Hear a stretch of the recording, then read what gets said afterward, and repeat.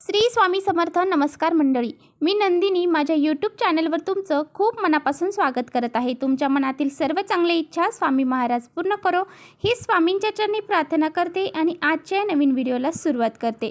21 जून 2024 वार शुक्रवार या दिवशी आलेली आहे वटसावित्री पौर्णिमा.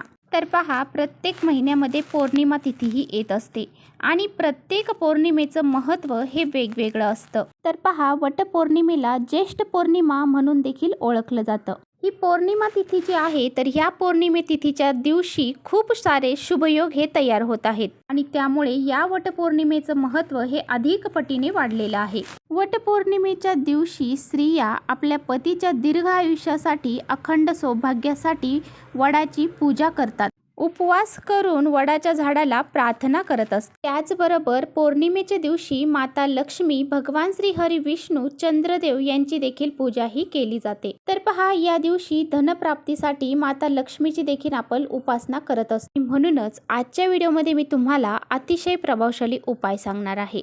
आपल्याला वटपौर्णिमेच्या दिवशी ही एक वस्तू जी आहे तर ती दान करायची आहे. ही वस्तू जर आपण दान केली तर आपल्या घरात मुलांची, पतीची खूप सारी प्रगती होते. त्याचबरोबर घरात सुख, शांती, संपत्ती आणि ऐश्वर हे येत असतं.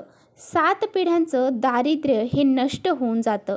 घरातील इडापिडा, संकट, दोष, अडचणी ह्या देखील दूर होतात आणि घरामध्ये सुख, शांती, समृद्धी नांदते. असा हा अत्यंत प्रभावशाली उपाय आपल्याला वटपौर्णिमेच्या दिवशी करायचा आहे.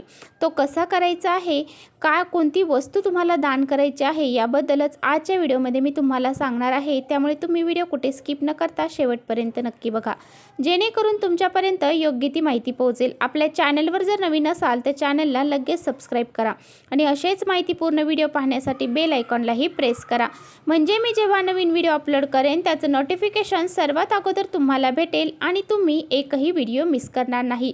त्याचबरोबर कमेंट्समध्ये श्री स्वामी समर्थ लिहायला अजिबात विसरू नका. तर पहा, पौर्णिमेच्या दिवशी दान आणि स्नान या 2 गोष्टींना अतिशय महत्त्व दिलं जातं. त्या दिवशी जर आपण दान केलं तर आपले पितृ आपल्यावरती प्रसन्न होतात. आपल्याला हा उपाय जो आहे तर तो करायचा आहे. पौर्णिमा ही तिथी आपल्या पितरांना देखील समर्पित आहे आणि आपल्या पितरांना प्रसन्न करून घेण्यासाठी आपल्याला ह्या ज्या वस्तू मी सांगणार आहे तर त्या दान करायच्या आहेत. तर पहा, बऱ्याच जणांनी असा अनुभव घेतलाच असेल की अगोदर आपल्या घरामध्ये खूप सारा पैसा, पाणी, लक्ष्मी ही खेळती होती. आपल्या घरामध्ये सुख, शांती, समृद्धी नांदत होती आणि कालांतराने आपल्या घरामध्ये ह्या गोष्टी ज्या आहेत तर त्या संपुष्टात आल्यासारखे आपल्याला जाणवते. म्हणजेच काय की आपल्याकडे अगोदर खूप चांगले असायचे, परंतु आता आपल्याकडे दारिद्र्य आहे, आपल्या घरी गरिबी आहे, आपल्या घरामध्ये पैसा टिकत नाही, लक्ष्मी स्थिर राहत नाही, असं आपल्याला जाणवतं. आपल्या घरातील धनसंपत्ती, वैभव हे निघून जातं. यामुळे आपल्या घरामध्ये दारिद्र्य, गरिबी ही येते आणि आपल्या कुटुंबाची प्रगती होत नाही, पतीची प्रगती होत नाही. आपल्या घरामध्ये लक्ष्मी नसल्यामुळं आपल्या घरामध्ये सतत भांडणं होणं, क्लेश होणं, कलह होणं. आपल्या घरातून जी लक्ष्मी आहे तर ती कोणत्या ना कोणत्या मार्गाने घराच्या बाहेर निघून जात असेल, तर आपल्याला या पौर्णिमेच्या दिवशी माता लक्ष्मीला प्रसन्न करून घेण्यासाठी आणि घरामध्ये अखंड लक्ष्मी टिकून ठेवण्यासाठी हा अतिशय प्रभावशाली उपाय तुम्हाला करायचा आहे. ही एक वस्तू तुम्हाला दान करायची आहे. तर पहा, जी वस्तू मी तुम्हाला सांगणार आहे तर ती खूप महागही नाही, तुम्ही सहजपणे ती वस्तू दान करू शकता. तर पहा, आपल्याला काय करायचं आहे, तर वटपौर्णिमेच्या अगोदरच्या दिवशीच आपल्याला ही वस्तू घरी घेऊन यायची आहे. एक झाडू जो आहे तर तो आपल्याला घरी आणायचा आहे. पहा, बरेच जण घरामध्ये प्लॅस्टिकचं झाडू वापरतात, तर तो झाडू आपल्याला आणायचा नाही. दिवाळीला आपण लक्ष्मीपूजनासाठी जी झाडणी आणतो ती झाडणी तुम्हाला घेऊन यायची आहे. तर पहा, अशी ही झाडणी जी आहे तर ती तुम्हाला घरी घेऊन यायची आहे. हा झाडू तुम्हाला घरी घेऊन येताना संध्याकाळच्या वेळी आणायचा आहे. लक्ष्मी येण्याच्या टायमामध्ये जर तुम्ही आणला तर अतिशय उत्तम राहील आणि जर तुम्हाला त्या वेळेमध्ये टाईम नसेल तर दिवसभरामध्ये कधीही तुम्ही तो झाडू घरी घेऊन येऊ शकता.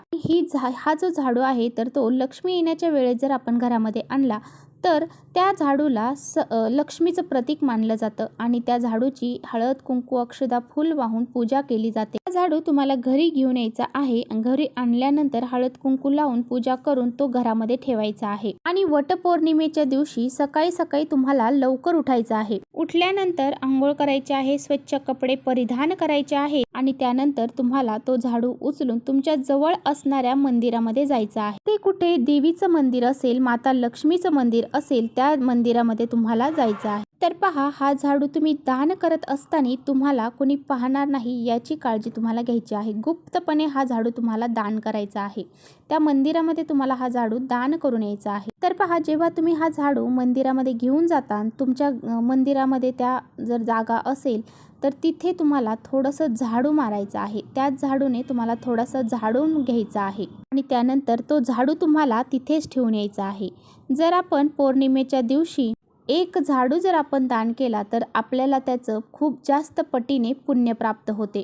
तर पहा, आपले जर कुठे पैसे अडकलेले असतील, कुणाकडे आपले पैसे राहिलेले असतील आणि त्याने दिले नसतील, ते सुद्धा आपल्याला परत मिळण्यात, तर ते पैसे तुम्हाला ती व्यक्ती स्वतःहून तुमच्याकडे आणून देईल आणि तुमची आर्थिक स्थिती ही सुधारायला सुरुवात होईल आणि तुमच्या घरामध्ये माता लक्ष्मी ही स्थिर स्वरूपात राहील. त्यामुळेच तुम्हाला हा एक उपाय या वटपौर्णिमेला आवर्जून करायचा आहे. हा झाडू दान करताना विशेष काळजी घ्यायची आहे. हा झाडू दान करत असताना देवीच्याच मंदिरात आपल्याला तो दान करायचा आहे, याची विशेष काळजी तुम्हाला घ्यायची आहे. तर पहा, देवीच्या मंदिरामध्येच तुम्हाला हा झाडू दान करायचा आहे. कोणत्याही देवताच्या मंदिरामध्ये करायचं नाही. खंडोबाचं असेल, महादेवाचं असेल किंवा शनीचं असेल, या मंदिरामध्ये तुम्हाला हा झाडू दान करता येणार नाही. तुम्हाला देवीच्याच मंदिरात हा झाडू दान करायचा आहे. पहा, हा झाडू पुरुषही दान करू शकतात किंवा स्त्रियाही दान करू शकतात. दोघांपैकी ज्याला वेळ भेटेल त्याने हा झाडू दान करायचा आहे.